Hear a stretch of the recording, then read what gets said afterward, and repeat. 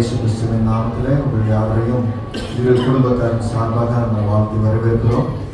நல்ல ஒரு விஷயம் கண்களை மூடி ஜெபம் செய்வோம். கண்களை மூடி ஒரு விஷயம் அவரை நோக்கி பார்த்து நல்ல மாலை நேரத்திற்காக உங்களுக்கு நன்றி செலுத்துகிறோம். ஆண்டவரே, இந்த மாலை நேரத்திலும் கூட அந்த பிள்ளைகளுடைய திருமண வாழ்க்கையிலே பந்தத்தில் அவர்கள் இணைக்கும்படியாய் இந்த மாலை நேரத்தில் எங்கள் அனைவரும் இடத்துல கூட்டி சேர்த்திருக்கிற இந்த கிருபைக்காய் நன்றி செலுத்துகிறோம்.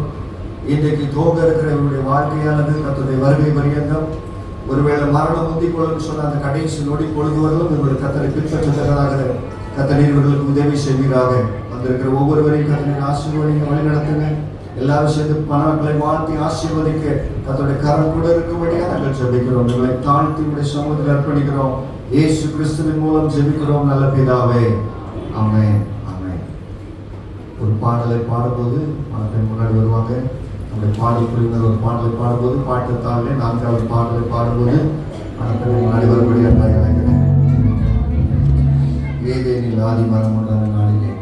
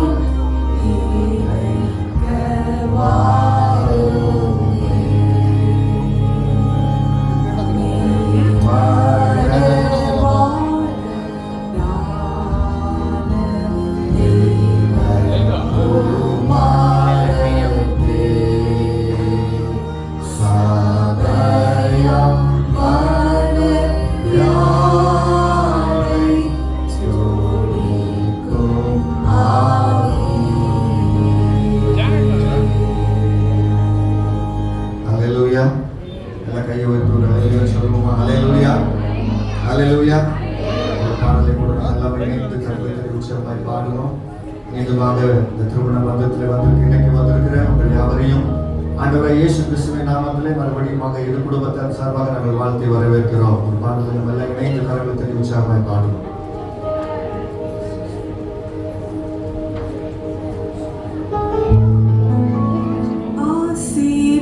நீ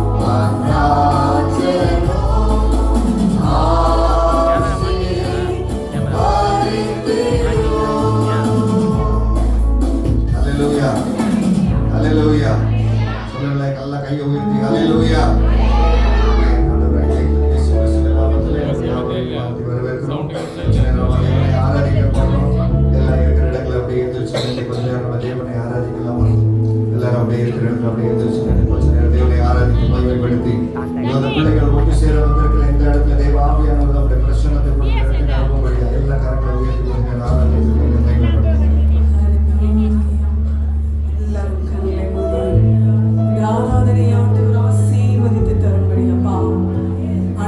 ஆராதனை மாத்திரமல்ல தகப்பனே, இந்த வேலையிலே போகிற இந்த பிள்ளைகளை ஆண்டவரே, இந்த நாள் முதற்கொண்டு ஆண்டவரே, இவர்கள் ஜீவன் ஆண்டவரே, இந்த உலகத்தை பிரியும் வரைக்கும் அப்பா ஒற்றுமையாய் கடைசி வரைக்கும் இருக்க இந்த நாள் முதல் நாங்கள் வாழ்ந்து வந்திருக்கிறோம் ராஜா. இம்மட்டும் காத்தேவி நேசர் அல்லவா? எல்லாரும் சொல்லுவோமா?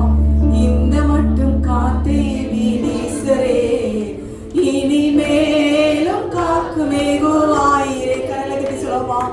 இந்த மட்டும் காத்தேவி நேசரே, இனிமேலும் காக்குமே கோவாயிரே.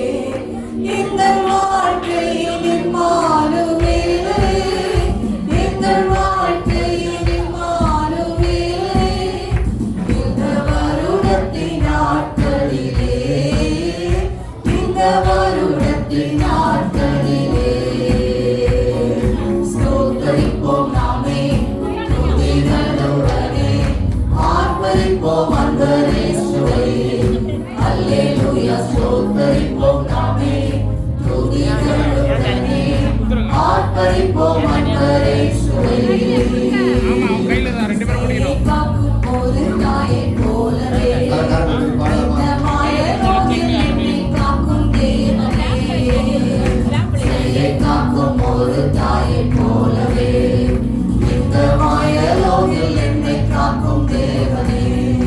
மகத்தான திருவழியின் மேலே, மகத்தான திருவழியின் மேலே, மகிமானில் ஊற்றிடுமே, மகிமானில் ஊற்றிடுமே. ஸ்தோத்தரிப்போம் நாமே துதிகளுடனே, ஆர்ப்பரிப்போம் அன்பரேசுவை. அல்லேலூயா. ஸ்தோத்தரிப்போம் நாமே துதிகளுடனே, ஆர்ப்பரிப்போம் அன்பரேசுவை. கடமை எல்லாம் முடிந்து போனதே, எல்லாம் புதிதாக தேவனே. ஆமென், ஆமென், ஆமென். கடமை எல்லாம் முடிந்து போனதே, எல்லாம் புதிதாக தேவனே ஆனதே. இந்த வாழ்க்கையின் இம்மானுவேலே, இந்த வாழ்க்கையின் இம்மானுவேலே, இந்த வருடத்தின் நாட்களிலே, புது வருடத்தின் நாட்களிலே ஸ்தோத்தரிப்போம் நாமே துதிகளுடனே, ஆர்ப்பரிப்போம் அன்பரேசுவை. அல்லேலூயா. ஸ்தோத்தரிப்போம் நாமே துதிகளுடனே, ஆர்ப்பரிப்போம் அன்பரேசுவை. செய்யை காக்கும் ஒரு தாயை போலவே இந்த மாயலோகில் என்னை காக்கும் தேவனே ராஜா. செய்யை காக்கும் ஒரு தாயை போலவே இந்த மாயலோகில் என்னை காக்கும் தேவனே. மகத்தான கிருபையின் மேலே, மகத்தான கிருபையின் மேலே, மகிமானில் ஊற்றிடுமே, மகிமானில் ஊற்றிடுமே. ஸ்தோத்தரிப்போம் நாமே துதிகளுடனே, ஆர்ப்பரிப்போம் அன்பரேசுவை. அல்லேலூயா. ஸ்தோத்தரிப்போம் நாமே துதிகளுடனே, ஆர்ப்பரிப்போம் அன்பரேசுவை. அல்லேலூயா. ஸ்தோத்தரிப்போம் நாமே துதிகளுடனே, ஆர்ப்பரிப்போம் அன்பரேசுவை. கரங்களை உயர்த்தி ராஜா, நீங்க இங்க வாருங்கப்பா. உடைய பிரசனம் இங்க இருக்குது ஆண்டவரே. ஆண்டவரே, இந்த புதிதாய் போகிற மகன் மேலும் ஆண்டவரே, மகள் மேலும் ஆண்டவரே, இந்த நாள் முதற்கொண்டு தகப்பனே, கடைசி வரைக்கும் ராஜா ஆண்டவரே, எந்த மனிதனாலும் ஆண்டவரே, எந்த சூழ்நிலைகளாலும் ஆண்டவரே பிரிக்காதிருக்க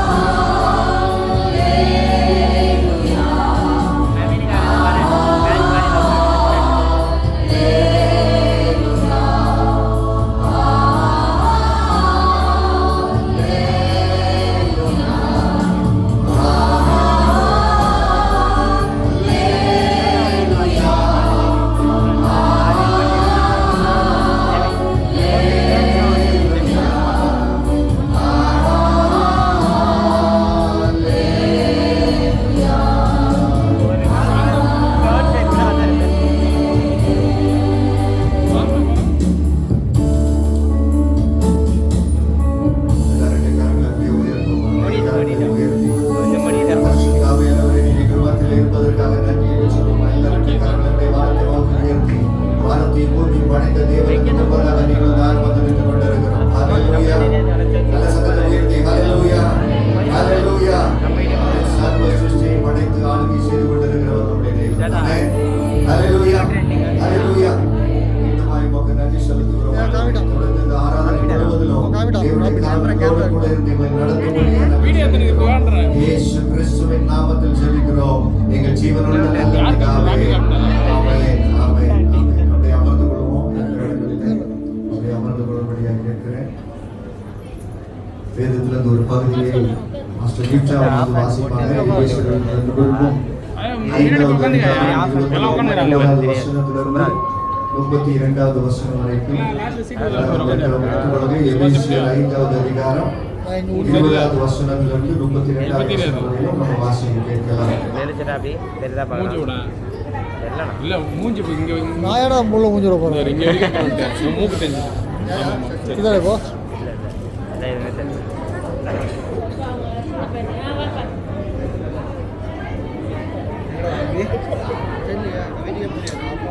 எபேசியர் 5ஆம் அதிகாரம் 20ஆம் வசனத்திலிருந்து 32ஆம் வசனம் முடிய நம்முடைய கர்த்தராகிய இயேசு கிறிஸ்துவின் நாமத்தினாலே எப்பொழுதும் எல்லாவற்றிற்காகவும் பிதாவாகிய தேவனுக்கு ஸ்தோத்திரம்.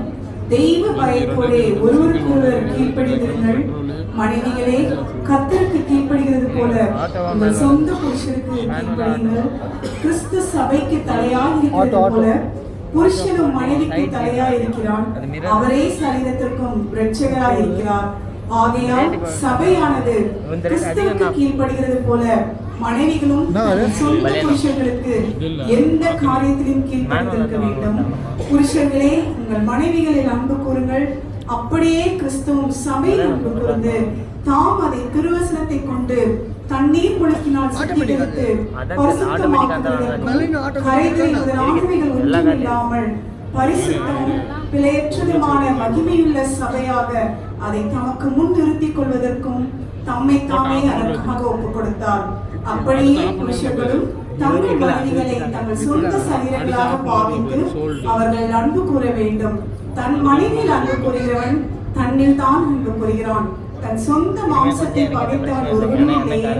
கர்த்தர் சபையை போஷித்து காப்பாற்றுவது போல ஒவ்வொருவனும் தன் மாம்சத்தை போஷித்து காப்பாற்றுகிறான். நாம் அவருடைய சரீரத்தின் அவங்களாயும் அவருடைய மாம்சத்திற்கும் அவருடைய எலும்புகளுக்கும் உரியவர்களாயும் இருக்கிறோம்.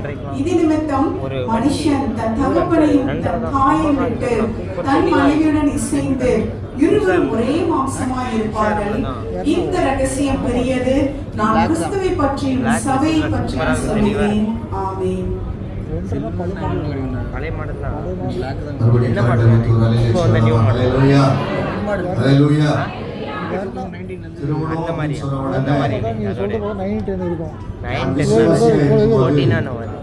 போனதை சொன்னது எனக்கு நினைவுக்கு வருகிறது. எல்லாம் கொஞ்சம் கவனிங்க. கொஞ்ச நேரம் அமைதியாக இருப்பீங்கன்னு சொன்னா சீக்கிரமா முடித்து நம்ம நிறைவு செய்வதற்கு வசதியா இருக்கும். தலைமை போதுகிற ஒரு காரியத்தை சொல்லுவாரு. சபையில் இருக்கிற ஒரு மகனை பார்த்து கேட்டாரா, டேய் உனக்கு கல்யாண வயசு வந்துடுச்சு, எப்படிப்பட்ட பெண்ணை பார்க்கணும் அப்படின்னு சொல்லும்போது ஒரு சகோதரன் பாஸ்டரை பார்த்து சொன்னாங்களாம், பாஸ்டர் எனக்கு சுண்டுனா ரத்தம் வர்ற மாதிரி பொண்ணு வேணும் அப்படின்னு சொன்னாங்க. ஒரு ஆமேன் சொல்லுங்களேன், நல்ல சத்தமா ஆமேன். ஆமேன் என்று சொன்னா அப்படியே ஆகட்டும்னு சொல்லி அர்த்தம், வேற ஒண்ணும் இல்லை. ஹalleluya. ஹalleluya. அப்போ சுண்டுன உடனே ரத்தம் வரணும், அப்படி ஒரு பெண்ணை எனக்கு பார்க்கணும் அப்படின்னு சொல்லி அந்த சகோதரன் சொன்னாங்களா. அந்த சகோதரனுடைய நேரம் என்னை போல நல்ல நல்ல கருப்பா இருப்பார். ஹalleluya. ஹalleluya. ஆமென். அப்ப பாஸ்டர் சொன்னாங்களா, அப்படிப்பட்ட பொண்ணை பார்க்கிறது ரொம்ப சுலபம், ரொம்ப ஈஸி. எப்படின்னு சொன்னா அந்த குஷ்டரோக பகுதியில் போனீங்க அப்படின்னு சொன்னா அங்க இருந்து ஒரு அழகான மணப்பொருளை பார்த்துடலாம். அவங்கள தான் சுண்டனோட என்ன வந்துடும், ரத்தம் வந்துடும். ஆகவே நான் நம்புகிறேன் இன்றைக்கு புனிதராஜும் அவங்களோட மனைவியும் திருமண பந்தத்தில் இணைக்கப்படுவதற்காக இந்த இடத்துல வந்திருக்கிறாங்க. நான் நம்புகிறேன் ரெண்டு பேரும் ஒரே மாதிரியா வந்திருக்கிறாங்க. ஹalleluya. ஒரே நிலைமையில் ஆமென் சொல்லுங்களேன். ஆமென். ஒரே நிலைமையில வந்திருக்கிறாங்க. கர்த்தர் அவர்களை இன்றைக்கு இணைத்து அவருடைய நாமத்தை அவர் மகிமைப்படுத்த போகிறார். ஹalleluya. மறுபடியும் ஆண்டவராகிய இயேசு கிறிஸ்துவின் நாமத்தினாலே இரு வீட்டாருக்கு சார்பாக உங்கள் யாவரையும் வாழ்த்தி வரவேற்கிறேன். நம்ம செய்தி பகுதிக்குள்ளாக வந்துட்டோம். நம்ம மத்தியில பாஸ்டர் பால் ஆபிரகாம் அவங்க வந்திருக்கிறாங்க. அவங்களுடைய தேவனுடைய செய்தியை கொடுக்கும்படியாய் போதகர் அன்பாய் அழைக்கிறேன். நல்ல கரங்களை தட்டி அவர்களை வரவேற்போமா.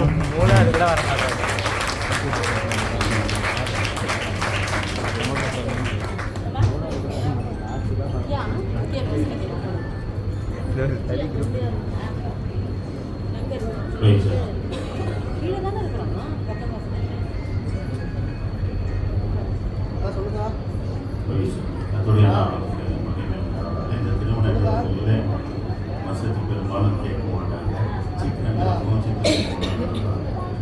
ஆனாலும் சில விஷயங்களை சொல்வது அவசியம். கண்கள் முடிக்க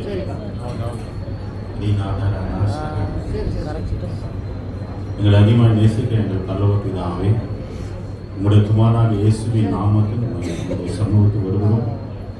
தேவரீர் எங்களோடு கூட நீர் பேசும் நாங்கள் கேட்கிறோம். இயேசுவின் நாமத்தில்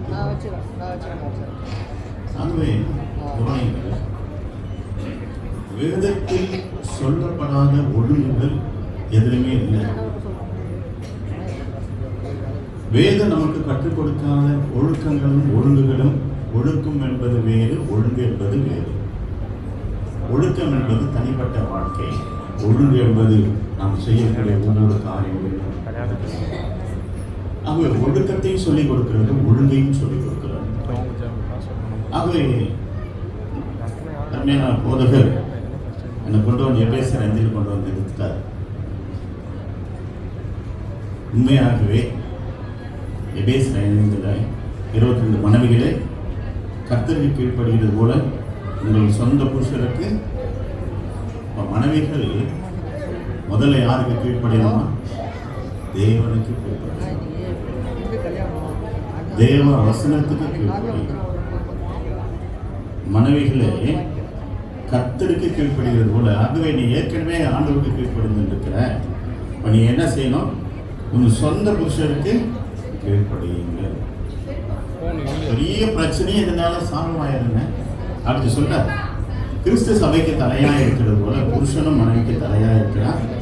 அவரே சரீரத்துக்கு ரட்சகராக இருக்கிறார். ஆகையால் சபையானது கிறிஸ்துக்கு கீழ்ப்படியது போல மனைவிகளும் தன் சொந்த புருஷர்களுக்கு, அண்டர்லைன் பண்ணி கொள்ளுங்கள், மனைவிகளும் தங்கள் சொந்த புருஷர்களுக்கு எந்த காரியத்திலேயும் கீழ்ப்படிந்திருக்க வேண்டும்.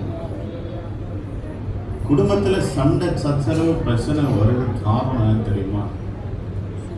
நானும் சம்பாதிக்கிறேன், நீயும் சம்பாதிக்கிறேன்.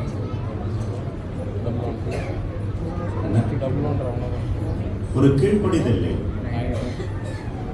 சொந்த புருஷருக்கு எந்த காரியத்திலேயும் கீழ்ப்படிந்திருக்க வேண்டும். ஆகவே இன்றைக்கு கிறிஸ்தவ குடும்பங்களில் நிறைய பிரச்சனைகள் உருவாகுவதற்கு காரணம் ஈகோ பிரச்சனை, கீழ்ப்படிதல் இல்லை. சங்கீதம் 45:10 வாசித்தீங்கன்னா உங்களுக்கு ஆச்சரியமா இருக்கும். சங்கீதம் 45:10, குமாரத்தை கேள், உன் செவியை சாய்த்து சிந்தித்துக்கொள், உன் ஜனத்தையும் உன் தகப்பன் வீட்டை மறந்துவிடு, அப்போதும் ராஜா உன் அழகில் பெரியப்படும். நம்ம உணவடத்து இருக்கிறவங்க இருக்கு. இப்போ எல்லாரும் சேர்ந்து குமாரத்தை கேள், உன் செவியை சாய்த்து சிந்தித்துக்கொள், உன் ஜனத்தையும் உன் தகப்பன் வீட்டையும் மறந்து விடு, அப்போதும் ராஜா அழகில் பிரியப்படுவார். நான் அடிக்கடி ஒரு விஷயம் சொல்லுவேன். தும்முனா அம்மா வீட்டுக்கு ஓடி போயிடும் அவசியம். தும்முனா அம்மா வீட்டுக்கு கூட. மாமியார் ஏதாவது சொன்னால் அடுத்த செகண்ட் எங்கள் அம்மா வீட்டுக்கு போகிறேன். புருஷன் ஏதாவது சொன்னால் அடுத்த செகண்ட் எங்கள் அம்மா வீட்டுக்கு நான் போகிறேன். அங்கேருந்து பஞ்சாயத்து என்ன நல்லா கவனியுங்கள். வேதம் சொல்லுது, தங்கள் சொந்த புருஷனுக்கு எந்த காரியத்திலேயும் கீழ்ப்படிந்திருக்க. நல்லா ஞாபகம் வச்சுக்கோங்க. ரெபெக்காளை பற்றி பேசும்போது ரெபெக்காளை வாழ்த்தி அனுப்புகிறார்கள். என் சகோதரியே, நீ கோடா கோடியா வெறுகுவாயாக என்று சொல்லி அனுப்புகிறார்கள். ஆதியாகமம் 24:62 67 வரைக்கும் வாசிக்கும் போது, ஈசாக்கு லகாய்ரோயை துறவின் வழியாக வருகிறான். அங்கே எதிரே ரெபெக்காள் வருகிறாள். அவர் யார் என்று கேட்கிறார். வேலைக்காரன் சொன்னால் எஜமான் அப்படின்னு சொல்லும்போது, அவள் ஒட்டகத்தை விட்டு இறங்கி முக்காடிட்டு கொண்டாளாம். ஈசாக்கு எதுக்கு போனாரா?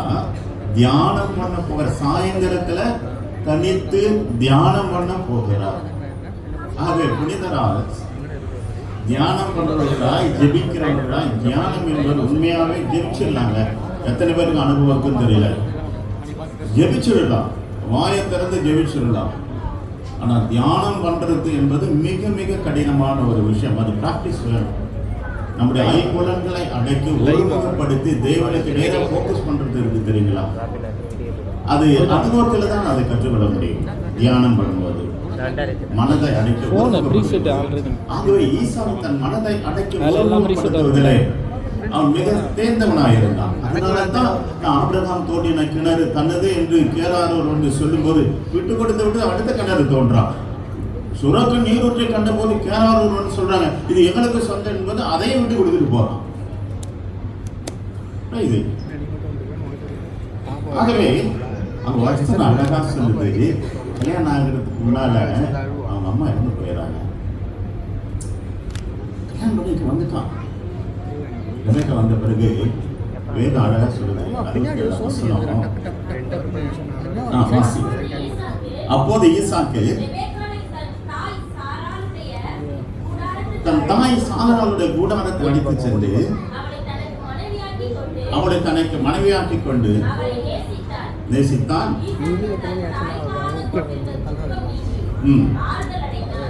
ஈசாக்கு தன் தாய்க்காக கொண்டிருந்த துக்கம் நீங்கி ஆறுதல் அடைந்தான். ஒரு மனைவியோட பாட்டு எவ்வளவு பெரிய பாட்டு தெரியுமா? அது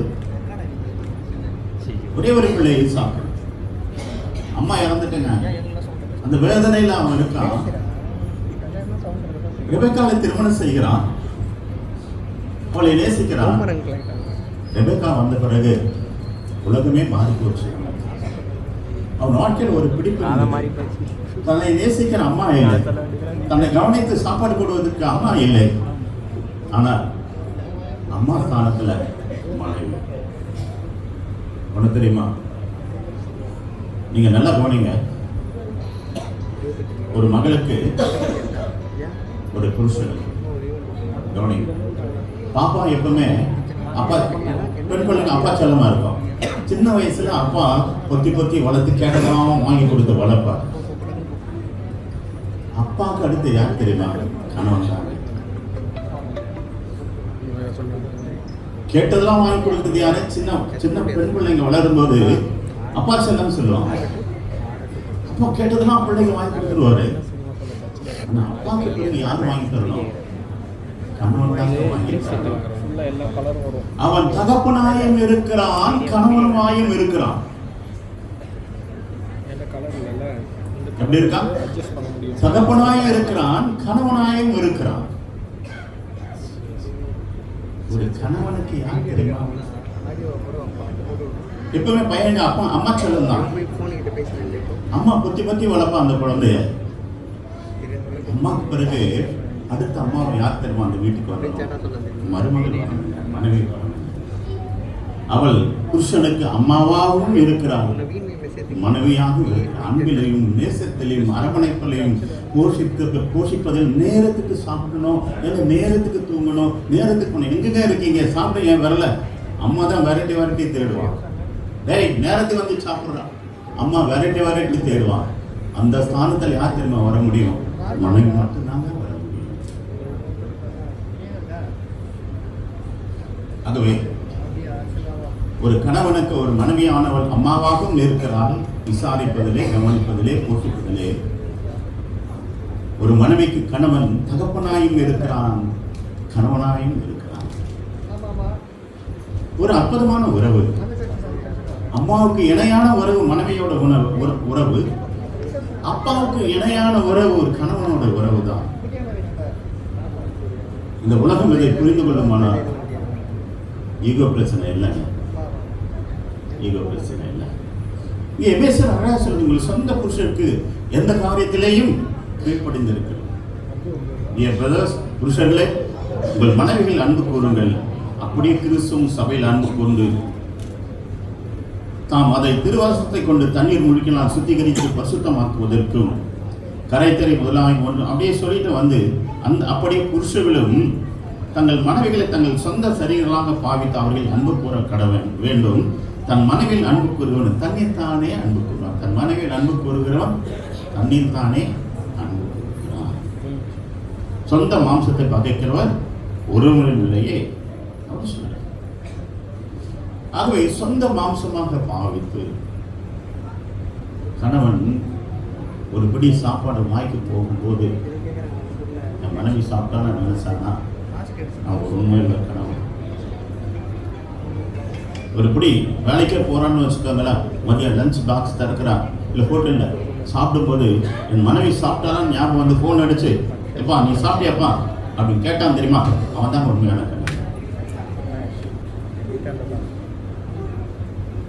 மனைவி ஈவினிங் ஃபோன் அடிச்சு, ஏங்க நைட்டு உங்களுக்கு என்னங்க செஞ்சு வைக்கணும்னு கேட்டால்னா அங்கதாங்க ஒரு கணவனோட வெற்றி, மனைவியோட வெற்றி. ஈவினிங் உங்களுக்கு என்னங்க செஞ்சு வைக்கணும், நைட்டு உங்களுக்கு டின்னர் என்ன செய்யணும், சப்பாத்தி செய்யணுமா தோசை செய்யணுமா, என்ன செய்யணும், உங்களுக்கு என்ன பிடிக்கும் சொல்லுங்க, செஞ்சு வைக்கிறேன். ஒன்றும் பெருசாக இல்லை, எல்லாம் வீட்டில் தான் இருக்கும் போது இதை கேட்டான்னு வச்சுக்கோங்க. ஒண்டர்ஃபுல். உண்மையாகவே உலகத்திலேயே மிகவும் அற்புதமான உணவு கணவன் மனைவி. ஆண்டவராக சிருஷ்டித்தான். விழாவிலிருந்து ஒரு எலும்பை எடுத்து அவனுக்கு இணையான ஒரு துணையை உண்டாக்கினார். மனிதனை உண்டாக்கும் போதே வாலிபனாகும் வாலிப பிள்ளையாக உண்டாக்கி அவர்கள் மூலம் வலிமை பெருகி பூமியை நிரப்புகிறார். அல்லேலூயா, அல்லேலூயா. ஆகவே ஒரு அற்புதமான உறவு கணவன் மனைவி. அடுத்து ஒன்று சொல்லுவேன். நீதிமொழிகள் 31:10 குணசாலியான ஸ்திரியை சொல்லுவேன். குணசாலியான ஸ்திரியை கண்டுபிடிக்க வேண்டியா, அவளுடைய விலை முத்துக்களை பார்க்கலும் உயர்ந்தது. ஒரு நீங்க நிறைய பேர் இருக்கீங்க, நான் ஒரு அட்வைஸ் உங்களுக்கு சொல்லுவேன். அந்த காலத்தில் எங்க அப்பா சொல்லுவாங்க,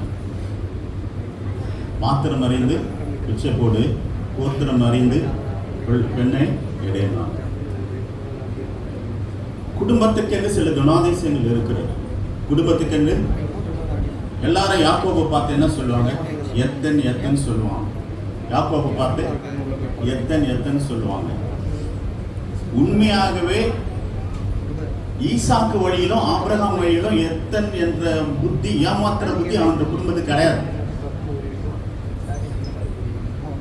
நல்லா கவனிக்கிறீங்களா? ஆபிரகாமுக்கோ ஈசாக்குக்கோ ஏமாத்திர புத்தி கிடையாது, விட்டு கொடுக்கிற புத்தி இருக்கும். ஆனா ஏமாத்திர புத்தி எங்கிருந்து வந்து தெரியுமா? தாய்மாமன் கிட்ட இருந்து வந்துச்சு. யார்கிட்ட இருந்து வந்துச்சு? லாபான் கிட்ட இருந்து வந்துச்சு. எத்தனை பேருக்கு புரியுது? லாபான் தான் ஏமாத்துக்காங்க. யாரு? யாக்கோபு போறான், அந்த பிளட் சொல்ற வர லாபான் நாகையில பிடிக்குது. கல்யாணம் மண்டப யாரை பண்ணி கொடுக்குறான்? லேல பண்ணி கொடுக்குறான். அவனுக்கு சம்பளத்தை மாற்றி மாற்றி ஏமாற்றுகிறான். இந்த ஜீன் எங்க இருந்து வந்தது? தாய் மாமன் கிட்ட இருந்து வந்துச்சுங்க. தாய் மாமன் கிட்ட இருந்து வந்துச்சு. நல்லா கவனிங்க. ஈசாக்கு துறவுகளை விட்டு கொடுத்து விட்டு போகிறான்.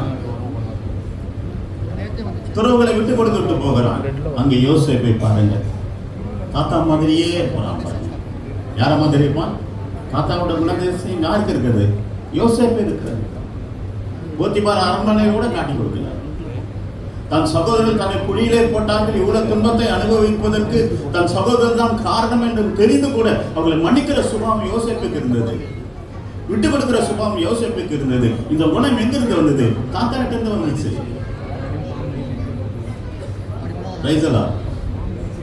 பெற்றவர்கள் நல்ல குணசாலியா இருக்கிற பட்சத்துல பிள்ளைகளும் நல்ல குணசாலியா இருக்குங்க. பெற்றவர்கள் ஒழுங்கா திருச்சபை போகிறவர்களா இருக்கும் பட்சத்துல பிள்ளைகளும் ஒழுங்கா திருச்சபைக்கு போகும். ஆகவே நன்றாக கவனியுங்கள். ஆபிரகாம் ஆதியாகமம் 12ஆம் அதிகாரத்தில் தன் மனைவி அழைத்துக் கொண்டு எகிப்து போகிறான். மனைவி மிகுந்த சௌந்தரவதி என்று கண்டு எகிப்தில் உள்ளவர்கள் ஏதாவது பண்ணிடுவாங்க. அவங்க கிட்ட சொல்றான், என்ன சொல், நான் உன்னை உங்க அண்ணன் என்ன சொல்லு, சகோதரின்னு சொல்லு. பார்வோன் என்ன பண்றான்? ரொம்ப அழகா இருக்கிறதுனால அரண்மனை கொண்டு வரான். கர்த்தர் வாதிக்கிறார். இதே தப்ப ஈசாக்கும் செய்யலாம். கேராரூர்ல ரெபேக்காவை பார்த்து என்ன சொல்றான்? என் சகோதரின்னு சொல்ற. பாருங்க, அப்பா எப்படியோ உள்ள அப்படியே பண்ணது பாருங்க. அப்பா என்ன பண்ணா? எகிப்துல சகோதரன் சொல்ல சொன்னேன். யாரு? சாராளை பார்த்து. உள்ள என்ன சொல்றான்? கேராருல வந்துட்டு ரெபேக்காவை பார்த்து என் அண்ணன் சொல்ல சொல்லியிருக்கான். அவன் அண்ணன் சொல்ல சொன்னான். ஆபிரகாமே பையன் இங்க என்ன சொன்னான்? கேராருல தன் அண்ணன் சொல்ல சொன்னான். எனக்கு ஆச்சரியமா அந்த குண ஒற்றுமைகளை பார்க்கிறேன். குணாதிசயத்தின் தகப்பன மூளைக்குள்ள இருக்கிற அந்த குணாதிசயத்தை நான் பார்க்கிறேன். கவனியுங்கள். ஆகவே ஒரு நல்ல குணாதிசயம் என் பொண்ணு நல்ல குணாதிசயம் உள்ள ஒரு பெற்றோருக்கு அவங்க அப்பா திருச்சபையில் ஒரு தூண் போல இருப்பார். திருச்சபையில் ஒரு தூண் போன்றவர் அவர். அவளோட தாயார் எப்போதும் அல்லும் பகலும் இந்த பிள்ளைகள் ஜெபிக்கிற பிள்ளைகள். ஆகவே இந்த திருச்சபைக்கு இந்த பிள்ளைகள் மருமகளாக வந்ததுக்கு நான் நன்றி செலுத்தியேன். என் தம்பியோட அப்பா எனக்கு நல்லாவே தெரியும். ஆகவே எங்கள் வீட்டு சம்மந்தி ஆகிட்டார். அவர் எங்கள் குடும்பத்தின் சம்மந்தி ஆகிவிட்டார். அல்லேலூயா. ஏன்னா எதுக்கு சொல்கிறேன்னா, ஒரு தடவை ஒரு கல்யாணம் நடக்குது. நான் அண்ணன்கிட்ட இப்போ தான் சொல்லிட்டு இருந்தேன். பெண்ணோட அப்பா வர்றது லேட் ஆயிடுச்சு. கல்யாணம் ஸ்டார்ட் பண்ணியாச்சு. பொண்ணு எங்க வச்சு பொண்ணு அவங்க அப்பா டிராஃபிக் ஜாம்ல மாட்டிக்கிட்டாரா. கல்யாணம் நடக்குது. எங்கடா அப்பான்னு பாரு தேவை. நான் என்ன பண்ணேன்? கடகன நேரங்க பொண்ணு கையை பிடிச்சி மாப்பிள்ளை கையில் கொடுத்துட்டாங்க. பொண்ணு கையை பிடிச்சி மாப்பிள்ளை கையில் கொடுத்துட்டாங்க. கல்யாணம் முடிஞ்சிச்சு. அவர் கல்யாணம் முடிச்ச பிறகு அடிச்சு பிடிச்சி ஓடி வர்றாரு. என்னப்பா? நானும் அவளுக்கு நீ மாம்சப்படி பெற்றெடுத்தார், நான் ஆவியின்படி என் பிள்ளையை நான் பெற்றெடுத்தேன். ஆவியின்படி நான் பெற்றெடுத்து என் பிள்ளையை நான் வளர்த்து கொண்டு இருக்கிறேன் என்று சொல். நீ மாம்சத்துப்படி பெற்றெடுத்தாய், சரீரத்தின்படி வளர்த்துக் கொண்டு இருக்கிறாய். இந்த பிள்ளையை நான் ஆவியின்படி பெற்றெடுத்து ஆவிக்குரிய வாழ்க்கையில நான் வளர்த்துக் கொண்டு இருக்கிறேன். உன்னை விட நான் உயர்ந்தவன் என்று சொன்னேன். இன்றைக்கு சொல்றேன், புனிதராஜிக்கும் சொல்லுவேன், பெற்றோர்களை விட உன்னை ஆவிக்குரிய வாழ்க்கை வளைக்கிற ஓதுகிற உயர்ந்தவன் அவரே ஆவிக்குரிய பெற்றோர். கவனி. கடைசியாக நான் முடிக்கிறேன். சங்கீதம் 128. டக்குன்னு நான் இதை வாசிச்சே அவனை எல்லா கல்யாணத்திலும் வாசிப்பாங்க. நான் சுருக்கமா ரத்தன சுருக்கமா 2 நிமிஷத்துல இதை எக்ஸ்பிளைன் பண்ணிட்டு நான் போயிடுறேன். கர்த்தருக்கு பயந்து அவர் வழிகளில் நடக்கிறவன் எவனோ அவன் பாக்கியவான். கவனிங்க, எங்க சர்ச்சுக்கு தெரியும் என் பிள்ளைங்களுக்கு. கர்த்தருக்கு பயந்து அவர் வழியில் நடக்கிறவன் எவனோ ஒருவன் தனி மனிதன். கர்த்தருக்கு பயந்து நடக்கிற எவனோ அவன் பாக்கியவான். புனிதராஜ் கர்த்தருக்கு பயந்து தனி இருந்தான். அடுத்து, இவன் கையின் பிரயாசத்தை சாப்பிடுவான். புனிதராஜுக்கு ஒரு வேலை கிடைக்கிறது. அவங்க பெற்றோர்கள் பார்க்கிறார்கள், தம்பி வளர்ந்துட்டான், வேலையும் கிடைச்சிச்சு. ஒரு பொண்ணை தேடுறாங்க, கிரேஸ் கிடைச்சிச்சு. இவனை சொல்றேன், உன் மனைவி உன் வீட்டோரம் இப்போ தனியாக இருக்கும்போது உனக்கு என்ன பேரு? வாலிபன். எல்லாம் கவனிக்கிறீங்களா? நான் இதை கண்டிப்பாக சொல்லுவேன். எல்லாமே இருக்கு. தனியாக இருக்கும்போது தம்பி பேர் என்ன? வாலிபன். இப்போ கல்யாணம் முடிஞ்ச பிறகு நீங்கள் என்ன ஆயிடுறீங்க? கல்யாணம் முடிஞ்சு குடும்பஸ்தன் இல்லை. உங்க பேரு கணவன், இவங்க பேர் என்ன? மனைவி. கணவன் மனைவி ஆயிடுறாங்க. உன் மனைவி வீட்டோரும் கனித்தரும் திராட்சை கொடி போல இருப்பார். உன் பிள்ளைகள் உன் பந்தையை சுற்றிலும் ஒளிமர கன்றுகளை போல இருப்பார். உன் பிள்ளைகள் உன் பந்தையை சுற்றிலும் ஒளிமர கன்றுகளை போல இருப்பார்கள். இப்போது நீங்க என்னவா மாறி இருப்பீங்க? குழந்தைகளுக்கு குழந்தை யார் என்னவா இருப்பாங்க? தகப்பனும் தாயும். கர்த்தர் சீயோன் என்பவனை ஆசீர்வதிப்பார். நீ உன் பிள்ளைகளின் பிள்ளைகளை காண்பாய். பிள்ளைகளின் பிள்ளைகளை காண்பாய். என்னவா மாறி இருப்பாங்க? இப்போ என்னங்க இப்ப என்னவா மாறி? உன் மனைவி வீட்டோரும் கனித்தரும் திராட்சை கொடி போல இருப்பார். கணவன் மனைவி. உன் பிள்ளைகள் உன் பந்தய சுற்றிலும் ஒளிமர கன்றுகளை போல இருப்பார்கள். அப்பா அம்மா, நீ உன் பிள்ளைகளின் பிள்ளைகளை காண்பாய். ஆகவே நீங்கள் தாத்தா பாட்டி ஆகிற வரைக்கும் தீர்க்காயுசா வாழ வேண்டும் என்று என் ஆண்டவர் இயேசு கிறிஸ்துவின் நாமத்தினால வசனம் சொல்லுது. நீ உன் பிள்ளைகளின் இஸ்ரவேலுக்கு உண்டாகும் சமாதானத்தை. ஆகவே புனிதராஜ் கிரேஸ் குடும்பத்தார் பிள்ளைகளின் பிள்ளைகளை கண்டு 3 யோவானில் வாசிக்கும் போது, பிரியமானவனே, உன் ஆத்மா வாழ்வது போல நீ எல்லாவற்றிலும் வாழ்ந்து சுகமாயிரு என்று சொல்லி பிதா, குமாரன், பசுத்த ஆவியின் நாமத்தினால இந்த பிள்ளைகளை வாழ்த்துகிறார். சந்தர்ப்பத்தை அந்த போதகருக்கும் திருச்சபையாருக்கும் நன்றி செலுத்துகிறேன்.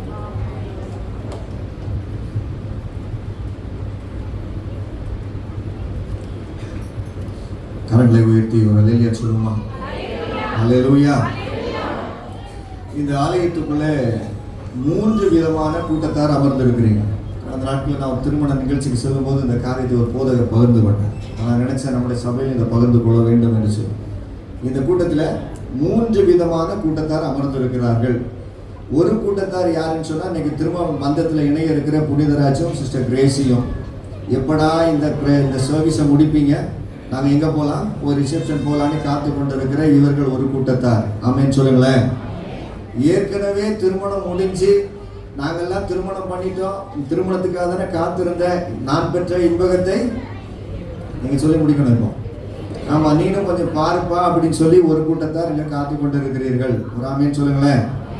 இன்னொரு கூட்டத்தார் இருக்கிறாங்க, எப்பயா எங்களுக்கு இந்த கல்யாணத்தை பண்ணி வைப்பீங்க அப்படின்னு சொல்லி ஒரு கூட்டம் அங்கே அமர்ந்து கொண்டே இருக்குது. ஒரு ஆமேன்னு சொல்லுங்களேன்.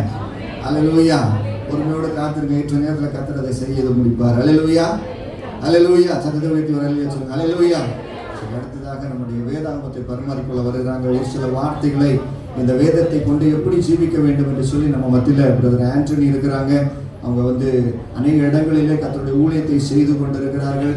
அவங்க ஒரு நல்ல மிஷனரியாக அநேக இடங்களுக்கு சென்று கர்த்தருடைய நாமத்தை மகிமைப்படுத்திக் கொண்டிருக்கிற ஒரு தெய்வ மனுஷன். அவர்கள் ஒரு சில வார்த்தைகளை பிள்ளைகளுக்கு அறிகுறையாக வேதத்திலிருந்து ஒரு சில காரியங்களை சொல்லி சுருக்கமாக ஒரு 5 நிமிடத்தில் தயவு செஞ்சு முடிச்சிருவாங்க. இல்லை அமைதியாக அவங்க சொல்லுகிற காரியத்தை ஆமென் இந்த 3 கூட்டத்தாருக்கும் தேவையான ஒரு வார்த்தையை இந்த நேரத்தில் நம்ம கேட்க ஆயத்தமாக இருப்போம்.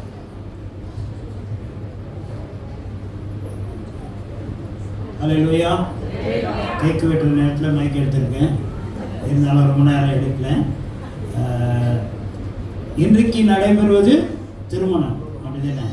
இது அலங்கரிக்கப்பட்ட ஒன்று, அலங்காரமானது. இன்னைக்கு இதுக்கு முன்னாடி உங்களை பார்த்தவங்க இன்னைக்கு பார்க்குறவங்க வித்தியாசமாக இருப்பாங்க, அப்படிதானே? ஆனால் திருமண வாழ்க்கை என்பது அழகானது. அலங்காரம் எல்லாம் அலங்கரிக்கப்பட்டதெல்லாம் நீக்கப்பட்ட பிறகு காண்பதுதான் திருமண வாழ்க்கை. அநேகர் அலங்கரிக்கப்பட்டு, ஐயா சொன்னது போல திருமணமானவர்கள் அலங்கரிக்கப்பட்டவர்கள், அலங்கரிப்பெல்லாம் நீக்கப்பட்டு அவருடைய வாழ்க்கை எப்படி இருக்கிறது என்று அவரவர்களுடைய நிலையை பொறுத்தது. இப்பொழுது இவர்கள் அலங்கரிக்கப்பட்டவர்களாக இருக்கிறார்கள், இன்னும் அலங்கரிக்கப்பட விரும்புகிறவர்களும் இருக்கிறார்கள். அப்படி என்றால் திருமணம் என்பது வேறு, திருமண வாழ்க்கை என்பது வேறு. திருமணம் இன்றோடு முடிந்துவிடும், அப்படிதானே தம்பி? ஆனால் திருமண வாழ்க்கை கர்த்தரை சந்திக்கிற வரை நாம் மூலமாக தொடருகிற ஒன்று. ஒருத்தருக்கு நம்ம ஒரு பாக்ஸ் கொடுக்குறோம், ஒரு ஐஃபோன் பாக்ஸ் கொடுக்குறோம்னு வச்சுங்களேன். அந்த பாக்ஸ் எப்படி இருக்குது? ரொம்ப அழகா இருக்குது. வெளியில ஐஃபோன் பாக்ஸ் போட்டிருக்கு, எல்லாம் போட்டிருக்கு. திறந்தா உள்ள என்ன இருக்கணும்? உள்ள என்ன போன் இருக்கணும்? ஐஃபோன் இருக்கணும். வேற போன் இருந்தா அது என்னது?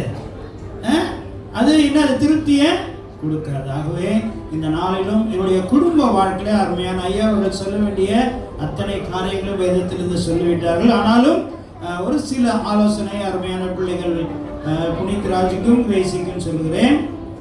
உங்களுடைய குடும்ப வாழ்க்கையிலே முதலாவது இருக்க வேண்டியது அன்பு. கவனிக்கிறீங்களா தம்பி? குடும்ப வாழ்க்கையிலே இருக்க வேண்டியது என்னது? முதலாவது அன்பு இருக்கணும், சரியா? அடுத்தது என்ன இருக்கணும்னா குடும்பத்தில் அரவணைப்பு இருக்கணும். கணவன் மனைவிக்குள்ள என்ன இருக்கணும்? முதலாவது அன்பு இருக்க வேண்டும். அடுத்தது என்ன இருக்க வேண்டும்? அரவணைப்பு இருக்க வேண்டும். ஒரு சில நேரத்துக்கு அன்பு இருக்கும், அரவணைக்க தெரியாது. ஒரு சிலர் அரவணைப்பாங்க, அன்பு செலுத்த தெரியாது. ஆகவே குடும்ப வாழ்க்கையில 2 ஆவம் இருக்கணும். முதல்ல என்னது? அன்பு. இரண்டாவது அரவணைப்பு. அடுத்தது என்ன இருக்கணும்னா ஆரோக்கியம் இருக்கணும். இந்த அன்பிலும் அரவணைப்பிலும் கணவன் மனைவிக்குள்ள என்ன இருக்கணும்?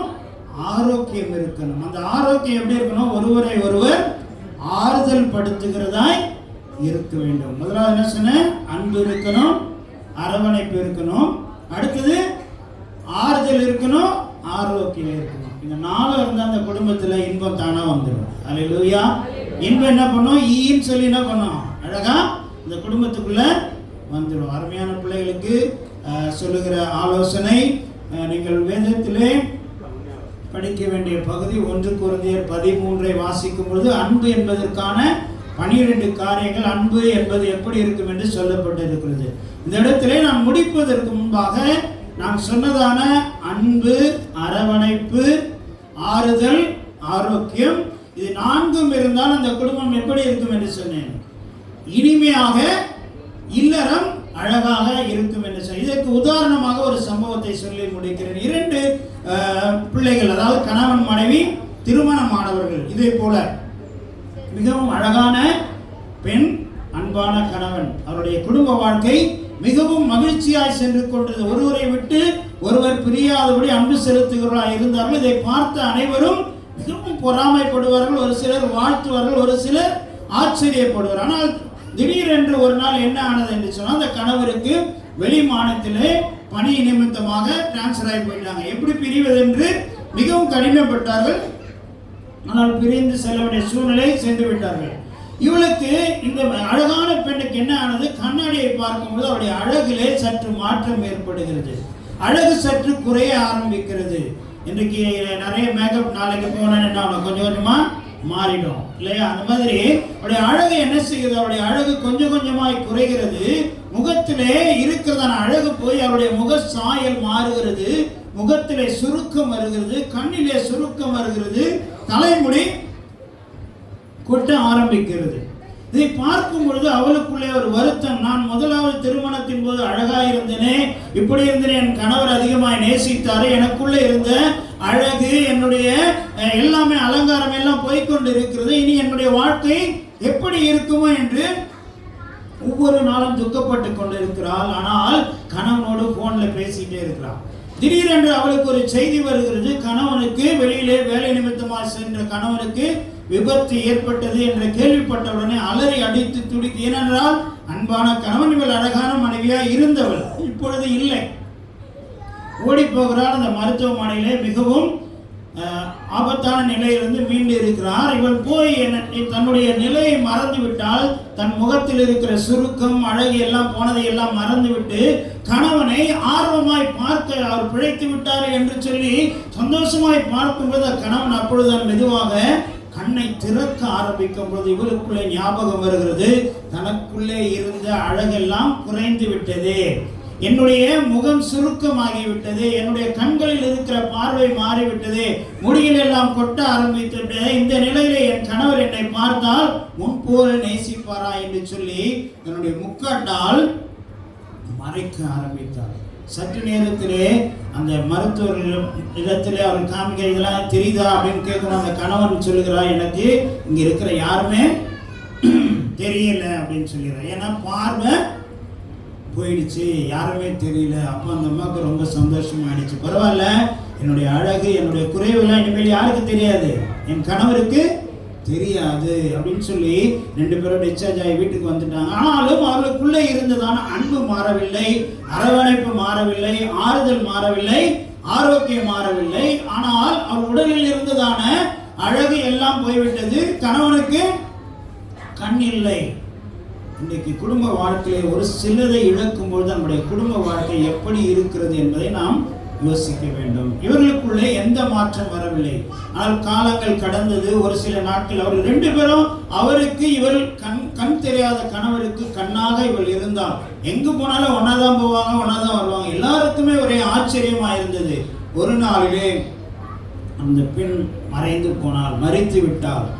அவர் எப்பவுமே கையில சிக்கோட போறவர், மறுநாள் அப்படி இருக்கிறார். அவங்க எல்லாருமே ஆறுதல் சொல்றாங்க, இந்த கணவன் மனைவி எவ்வளவு அன்பா இருந்தாங்க, சந்தோஷமா இருந்தாங்க. இதை பார்த்து இந்த ஊரே ஆச்சரியப்பட்டது. இப்படி நிலையில இப்படி அவளும் அழகை இழந்து விட்டாள், இவரும் பார்வையை இழந்து விட்டாலே, இவருடைய குடும்பம் இப்படி ஆயிடுச்சுன்னு யோசிச்சுட்டு வரும்போது அப்ப அவர்கிட்ட சொன்னாங்க, ஐயா, இவ்வளவு நேரம் உங்க மனைவி உங்களுக்கு கண்ணா இருந்தாங்க, ஆறுதலா இருந்தாங்க, அரவணைப்பா இருந்தாங்க, ஆரோக்கியமா இருந்தாங்க, எல்லாத்துக்கும் எல்லாமே இருந்தாங்களே, இப்ப போயிட்டாங்களே அப்படின்னு சொல்லும்போது அவர் சொன்னாரா, இனிமேல் எனக்கு நான் எதையும் இழக்கவில்லை. ஏனென்றால் என் மனைவி எனக்கு எப்படி என்னுடைய கண்ணா இருந்தாலோ இப்பொழுதும் அவள் எனக்கு கண்ணா இருக்கு.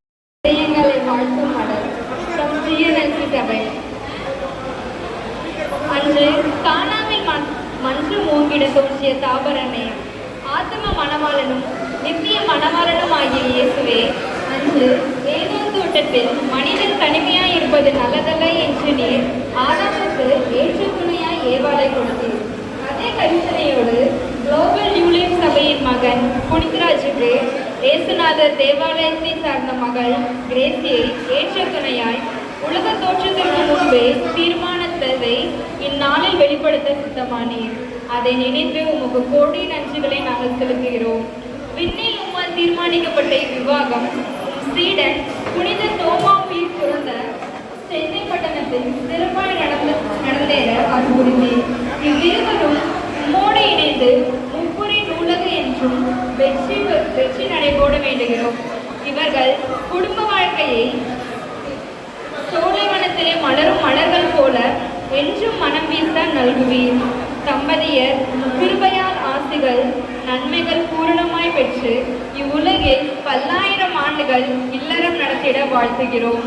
உன்னதரின் உத்தம மணவாளனே, எங்கள் உடன்பிறவா சகோதரர் புனிதராஜ் அவர்களே, நீர் வர்த்தக துறையில் பட்டம் பெற்று இன்று திருச்சபையின் வளர்ச்சியில் கரிசனை கொண்டு சபையை வண்ணங்களால் அலங்கரிப்பதிலும் வாலிபர் ஐக்கியம் மற்றும் ஞாயிறு பள்ளியில் நீர் ஆற்றிய நற்பணிகளை இந்நாளிலே நினைவு கூறுகிறோம்.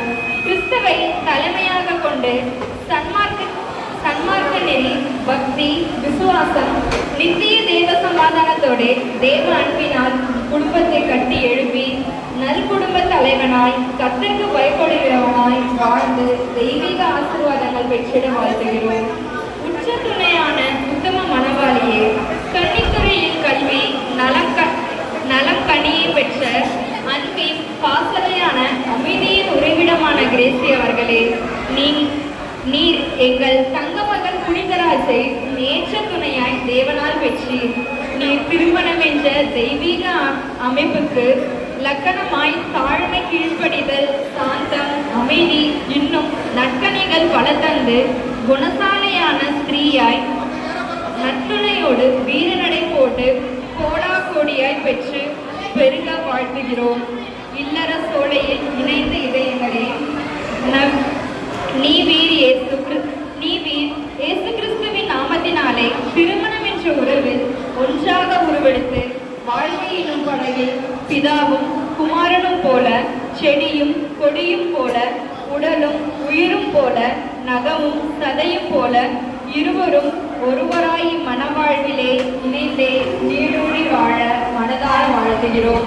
வாழ்க வாழ்க இயேசுவின் நாமம் ஓங்குக, இயேசுவின் புகழும் மூலம் வளர்க நீவி இயேசுவுக்குள் இன்றும் என்றும். அன்புடன் வாழ்க்கும் நெஞ்சங்கள் ஜீவமலை சபையில் வாழ்வார்கள்.